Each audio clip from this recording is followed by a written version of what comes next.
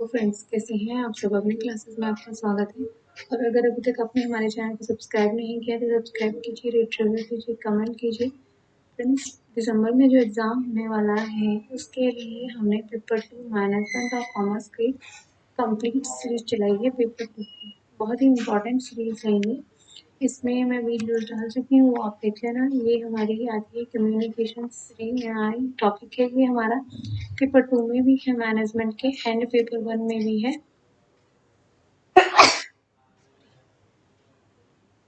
ये पेपर 1 में भी है हमारा कम्युनिकेशन, सेम ही कम्युनिकेशन है, तो आपको ये पेपर 1 में भी हेल्प करेगा। अदरवाइज ये मैनेजमेंट के पेपर 2 में है। आपका एचआरएम वाला जो पार्ट है उसमें ओबी में ये आपको आता है। ओबी में कम्युनिकेशंस के बारे में पूछा गया है, तो वही कम्युनिकेशंस होता है एक लैटिन वर्ड से बना हुआ है। कम्युनिकेटिंग, इसका मीनिंग होता है टू शेयर करना, किसी चीज़ को कन्वे करना, अपना मैसेज, म्यूचुअली अंडरस्टैंडिंग मतलब कि कॉमन अंडरस्टैंडिंग को समझना, साइन को लिखना, सिंबल एंड सिमेंटिक रूल्स को फॉलो करना। इसके कुछ मेन स्टेप्स हैं, कैसे आप कम्युनिकेट करते हैं, इसके स्टेप्स हैं जो कि इम्पोर्टेंट है। सबसे पहले हमें किसके साथ कम्युनिकेशन बनानी है वो पर्सन देखना है। देन हमारे माइंड में कुछ मैसेज आता है कि कुछ मैसेज हमें उसे देना है। देन जो हमारे माइंड में मैसेज आ रहा है उस मैसेज को हम सोचते हैं कि हम उसे पिक्चर में दिखाएं या क्या, मतलब उसे एनकोड करते हैं।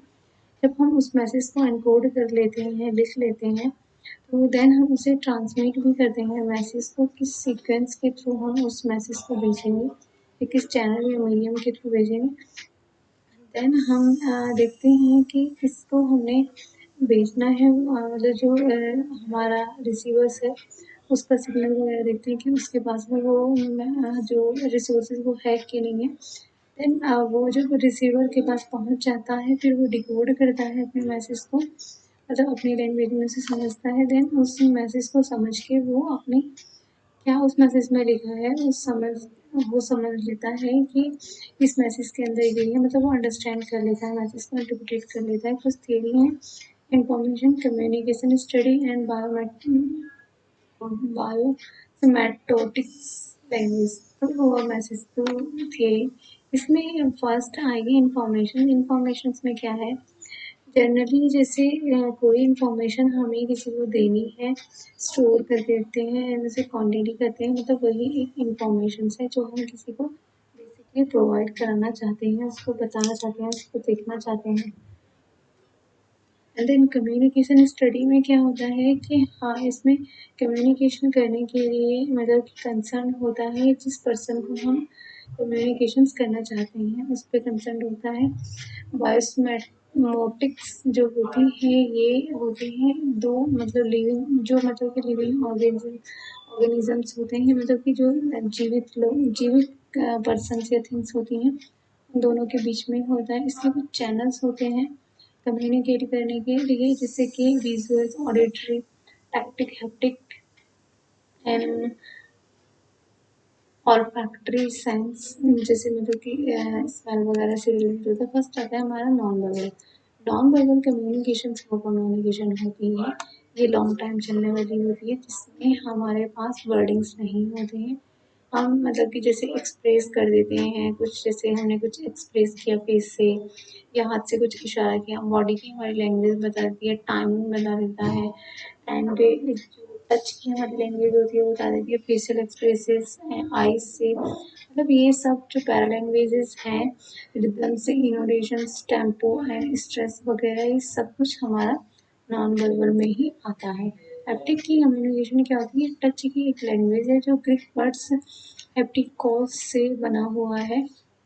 टच को जो मतलब कि बोला गया था कि बस किस तरीके से ह्यूमन किस तरीके से इंटरेक्ट करते हैं, उनका जो सेंस है टच करने का, टच से ये लैंग्वेज में, ये जो टच करने का लैंग्वेज है वही उनके एक्सपीरियंस को बताता है। वही उन्हें बताएगा, जैसे हम किसी को देख के ये पता कर लेते हैं उसको कितना पेन हो रहा है, वो कितना हर्ट हो रहा है या वो कितना खुशी है, तो उसे टच करके हमें ये पता चल जाता है कि उसकी लैंग्वेज को अगर हम थोड़ा सा भी टच करते हैं कि क्या प्रॉब्लम्स है। एंड देन क्रोनोमिक्स होता है टाइमिंग से। क्रोनोमिक्स और इसमें होते हैं सिंक्रोनस और एक असिंक्रोनस। ये सब होता है टाइमिंग के ऊपर बेस्ड होता है।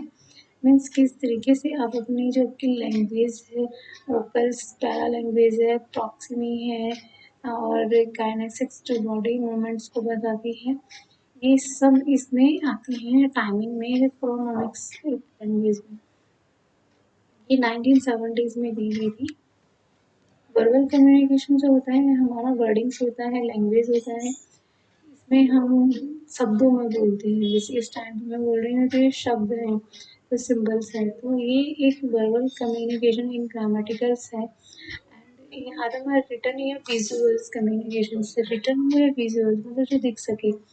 एंड जो रिटर्न होगा तो वो दिखेगा ना, तो पिक्टोग्राफिक भी इसके अंदर आते हैं, मतलब कि ग्राफ्स जो लैंग्वेज लिखी गई है वो भी इसको बताती है। इसके अंदर मतलब जो हमने रिटर्न में कुछ सेंटेंस लिख के दिया है या कुछ पेपर वगैरह लिखे हैं, क्लैब बैक्स एंड अदर मीडिया वगैरह, मतलब ये सब कुछ इसके चैनल जो होते हैं ना, सिस्टम्स होता है उसको बताता है। अल्फ़ाबेटिकल एक लैंग्वेज को बताता है। इसकी कुछ फाइनल स्टेज जो बताती हैं इन्फॉर्मेशंस किस तरीके से कंट्रोल हो पाएगी या इलेक्ट्रोमैग्नेटिक्स एडिशंस के थ्रू कैसे जाएगी, जैसे radio, microwaves, impulse and other electronic signals जो है इनके थ्रू इसको ज़्यादा होता है। इंटरपर्सनल कम्युनिकेशन, इसमें दो या दो से ज़्यादा लोग फेस टू फेस कम्युनिकेशन करते हैं। ये वर्बल और नॉन वर्बल दोनों हो सकती है। सिर्फ वो वर्डिंग्स में नहीं, कुछ सिंबल्स में भी बात कर सकती है, कुछ साइन में भी बात सकती है, बॉडी लैंग्वेज भी हो सकती है। इंटरपर्सनल कम्युनिकेशंस का है एक पार्ट होता है। वेरियस जो इम्पैक्ट करते हैं कम्युनिकेशंस को, फिजिकल वेरियस, अगर आप फिजिकली फिट नहीं हैं, अगर आपकी जो लोकेशन है वो बिल्कुल भी ठीक नहीं है और आप मतलब कि जिस नेचर में बैठे हुए हैं वो नेचर आपका ठीक नहीं है, मीन्स जिस कंडीशन में आप बैठे हुए हैं फिजिकली जहाँ पे प्रेजेंट है वहाँ पे आपको कम्युनिकेट किया जाए तो हो सकता है आप प्रॉपर तरीके से ना समझ पाए। देन आता है हमारा सिस्टम डिज़ाइन। सिस्टम डिज़ाइन कैसे होता है, कहीं ना कहीं आप बोल सकते हैं टेक्नोलॉजी का जो गैप होता है, या आपने इस तरीके से जो स्ट्रक्चर बनाया हुआ है अपने मैसेज का कि वो सामने वाले को क्लियर ही नहीं है, वो कंफ्यूज है कैसे मैं इसको ओपन करूँ, कैसे मैं इसको करूँ, तो वो देन हो सकता है। एटीट्यूडनल बिहेवियर क्या होता है कि एक होता है ऑर्गेनाइजेशनल के बिहेवियर बेस पे, कि आपने जो ऑर्गेनाइजेशन का एनवायरमेंट्स है उसकी जो मतलब कि पूरा प्रॉपर सिस्टम्स है वो सही से नहीं दिया गया है, कहीं ना कहीं मैनेजमेंट में प्रॉब्लम है, कहीं ना कहीं इंडिविजुअल की पर्सनैलिटी एक्चुअल में जो आपको उसे देना चाह रहे थे इंफॉर्मेशन वो उसके पास नहीं है। एंड देन इंडिविजुअल्स के अकॉर्डिंग अगर हम देखें तो मतलब वो मोटिवेटेड ही नहीं है इंफॉर्मेशन में, या वो डिससेटिस्फाई है अपने काम से, मतलब किसी भी कुछ भी हो सकता है और आप उसको कुछ बात बता रहे तो उसका माइंड तो नहीं चलेगा ना उसमें, उसका माइंड कहीं और पे है, एटीट्यूडनल उसका प्रॉब्लम्स हो जाएगा। एम्बिग्युइटी ऑन द वर्ड्स या फेसेस, मतलब वर्डिंग्स ऐसे लिखो कि सामने वाले को वो वर्ड समझ भी आए।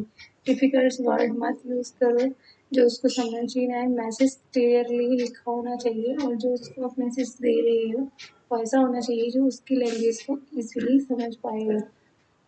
इंडिविजुअल की लिंग्विस्टिक्स एबिलिटी मीन्स उसकी अपनी लैंग्वेज में जो वो लिख रहा है मैसेज सेंडर्स, वही लैंग्वेज क्या रिसीवर को भी आती है कि नहीं है। ऐसा तो नहीं है कि उसने इंग्लिश में लिख दिया है और रिसीवर को आती ही नहीं है इंग्लिश, या हिंदी में लिख दिया है हिंदी आती ही नहीं है। तो देन जो लैंग्वेज आप प्रॉपरली यूज़ कर रहे हो अपने मैसेज में वो अंडरस्टेबल होनी चाहिए रिसीवर के लिए। साइकोलॉजिकल वेरिएंट, फिजियोलॉजिकल वेरिएंट क्या होता है कि इंडिविजुअल्स जिस कंडीशन में बैठा हुआ है ऐसा तो नहीं, उसकी जो कंडीशंस हैं वो प्रॉपर उसके अगेंस्ट है। एक तो होता है लोकेशन, मतलब कि लोकेशन उसकी सही नहीं है। एक होता है कि उसकी कंडीशन जिस चीज़ पे वो बैठा है, जैसे सपोज चेयर, चेयर उसकी बहुत ही अनकंफर्टेबल है, उसे कुछ समझाया वो समझ नहीं पाया। ये तो हो गया हमारा फिजियोलॉजी। एक होता है हमारा लोकेशंस के बेस पे, कि इस पे सपोज वो अपने ऑफिस में बैठा है और आप जॉब चेंज करने की बात कर रहे हो, वैसे तो कंफर्टेबली बैठा है वो फिजिकली, बट वो कंडीशंस जो है उस टाइम पे ऐसी नहीं है। एंड बाईपास में क्या होता है, कम्युनिकेट करना, मतलब कि सिंबल्स का जो मीनिंग्स है, जो आप समझाना चाहते हैं वही होना चाहिए। जैसे बहुत सारे सिंबल्स चेंजेस मीनिंग होता है, कोई कुछ समझ सके कुछ समझता है, उस तरीके से वो जो आपने मैसेज में सिंबल डाला है वो सबके समझ आना चाहिए। ये बैरियर होते हैं, लैंग्वेज का बैरियर होता है, साइकोलॉजिकल हो सकता है, फिजियोलॉजिकल हो सकता है, इमोशनल हो सकता है, कल्चर का हो सकता है, परसेप्शन का हो सकता है, फिजियोलॉजिकल हो सकता है, डिसोस्ट, टेक्नोलॉजी का हो सकता है, ऑर्गेनाइजेशन की किस तरीके से स्ट्रक्चर है, सिमेंटिक लैंग्वेज, साइन वो, और जो उसमें आप सिंबल वगैरह यूज़ कर रहे हैं, ये सब हो सकता है। डाउनवर्ड कम्युनिकेशन होता है जो सुपीरियर से सबऑर्डिनेट तक रहती है, मतलब कि डाउनवर्ड कम्युनिकेशन होता है ऊपर से नीचे की ओर आती है, अपवर्ड कम्युनिकेशन होता है जो सब ऑर्डिनेटर से सुपरवाइजर जाती है, टॉप मैनेजमेंट से नीचे लो लेवल तक जाती है, हॉरिजॉन्टल सेम लेवल पे जो होती है। कम्युनिकेशन फॉर्मल, इनफॉर्मल, और फॉर्मल जो ऑर्गेनाइजेशन में यूज़ कर सकते हैं, इनफॉर्मल जो हम अपने फ्रेंड्स वगैरह के साथ में या अपने गैदरिंग में यूज़ करते हैं। इनफॉर्मल कम्युनिकेशन होता है, फर्स्ट हमारे मॉडल्स है 1948 में दिया गया था, शैनन बीवर इस मॉडल को बोला गया था। शैनन बीवर का जो ये मॉडल है यूएस में एक टेलीफोन लैब में इसको एक्सपेरिमेंट किया गया था। इसमें एक्चुअली में क्या था, उसमें वहाँ पे एक जो टेलीफोन कंपनी है उसमें एक एक्सपेरिमेंट किया गया था कि उन्होंने एक जो वहाँ पे पर्सन थे शैनन बीवर, उन्होंने अपनी वाइफ को फ़ोन लगाया और फ़ोन लगा के उन्होंने उनसे कम्युनिकेट किया कुछ, तो वो जब घर पे जाते हैं तो वो मैसेज था प्रॉपर तरीके से उन्हें रिसीव नहीं हो पाने की वजह से वो कुछ और ही हो जाता है उस मैसेज का। मीन्स वो बोलते हैं कि आज हम लोग डिनर पे चलेंगे, तो उन्हें लगता है कि हम लोग बाहर नहीं घर में खाएंगे डिनर, मतलब दोनों साथ डिनर करेंगे, बोलते हैं कि हम दोनों आज साथ डिनर करने चलेंगे, तो उन्हें लगता है कि घर में साथ डिनर करेंगे, तो मतलब कहीं ना कहीं कम्युनिकेट हो जाती है, प्रॉपर तरीके से नहीं हो पाता। और ये मतलब कि एक मदर ऑफ ऑल मॉडल के नाम से भी और ट्रांसलेशंस के नाम से भी फेमस है। देन बेर्लो का मॉडल है 1960s में दिया गया था। इन्होंने शेरन बीवर का जो मॉडल है 1949 में लीनियर मॉडल उसको एक तरीके से मॉडिफाई किया इन्होंने, sender messages channel receivers SMC और मॉडल के, मतलब कहीं ना कहीं इन्होंने इसको चेंज किया। इन्होंने बोला कि सबसे पहले सोर्सेज होगी, फिर चैनल होगा, फिर मैसेज होगा, फिर रिसीवर होगा, देन फीडबैक होगा। लेकिन शैनन मल्टीपल वेरिएबल्स मॉडल्स जो था, इन्होंने इसमें कुछ अदर डायमेंशंस को ऐड ऑन कर दिया कि जैसे सबसे पहले सोर्सेस आएगी आपकी, फिर सेंडर्स आएगा, फिर उसका चैनल होगा, फिर उसकी डिकोडर्स होंगे, तब रिसीवर होगा। इनके जो अदर अदर नेम्स हैं फ्रेंड्स ये भी लर्न कर लेना। सोर्सेस को सिग्नेचर्स भी बोला जाता है, सेंडर्स को एनकोडर भी बोला जाता है, मतलब इनके अकॉर्डिंग इन्होंने ये भी बोला था। डेस्टिनेशन रिसीवर टारगेट डिकोडर एक ही होता है, ठीक है।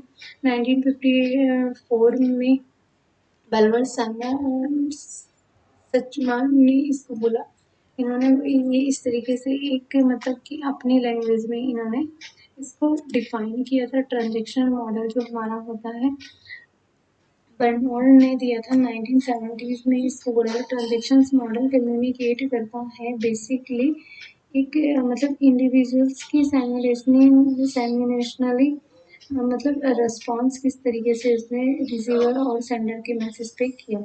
इसमें को रेगुलेशंस भी हो सकता है, स्पेस बाइंडिंग भी हो सकता है, टाइम बाइंडिंग भी हो सकता है, ये सब तीनों चीज़ को इन्होंने इसमें यूज़ किया था।